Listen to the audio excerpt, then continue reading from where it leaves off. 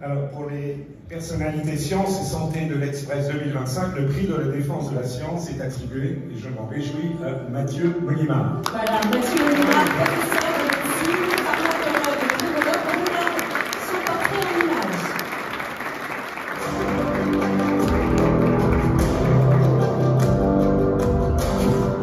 Avec Mathieu Molimar, l'éthique scientifique a trouvé un défenseur de choix. Professeur de médecine, pharmacologue et pneumologue, Mathieu Molimar est chef de service au Centre hospitalo-universitaire de Bordeaux et membre de la Société française de pharmacologie et de thérapeutique. Depuis 5 ans, il est devenu l'une des figures de la lutte contre la désinformation médicale. Il n'a jamais hésité à s'opposer aux médecins et aux chercheurs qui ont propagé, et qui propagent encore, de fausses informations. C'est notamment grâce à lui et à d'autres chercheurs que l'on doit la rétractation de la toute première étude de l'IHU de Marseille qui prétendait que l'hydroxychloroquine était efficace contre le Covid-19. Son engagement lui a valu des campagnes de diffamation d'une grande violence. Mais cela n'a pas entamé sa détermination à continuer à défendre les bonnes pratiques scientifiques à travers de multiples actions. Un combat qui nous concerne tous et qui mérite tout notre soutien. Voilà, Mathieu Molimar, bienvenue sur scène.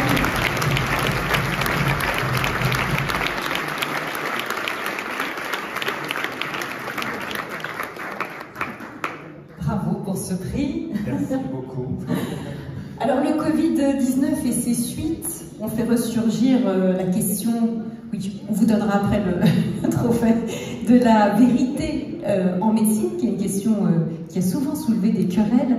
A-t-on assisté ces dernières années à une clarification ou au contraire un recul dans ce domaine? Alors d'abord, merci à l'Express, merci à Victor Garcia et Stéphanie Benz, avec qui je travaille pour le travail extraordinaire qu'ils font pour essayer de rétablir les faits. C'est vrai, bravo à eux. Alors, plutôt que de vérité en médecine, on parlera de faits, on parlera de niveau de preuve, de méthode, de démonstration, et au-delà des faits. Et la problématique, elle est là, c'est que on voit que les faits deviennent avec autant de valeur que les croyances, que les opinions, et se battent pied à pied, y compris dans certains médias. Et c'est bien poussé par les réseaux sociaux qui veulent faire du buzz, et certains journalistes qui ne sont certainement pas l'Express qui veulent faire du buzz, et ça arrive à faire une vérité alternative, et ça joue toujours sur de l'émotion. Ça profite des crises, ça profite de la pandémie formidable. Quand vous avez une crainte pour votre vie, vous êtes prêt à croire des choses, et pour autant quelqu'un vous présente ça comme une vérité, c'est dramatique. Et ça va sur un terreau qui manque d'éducation. Il n'y a pas assez d'éducation sur la science, sur l'esprit critique, sur le médicament qui est mon domaine. En France, pas de cours sur le médicament à l'école. Personne ne sait ce qu'est qu'un médicament, quoi. Avec le bénéfice et le risque.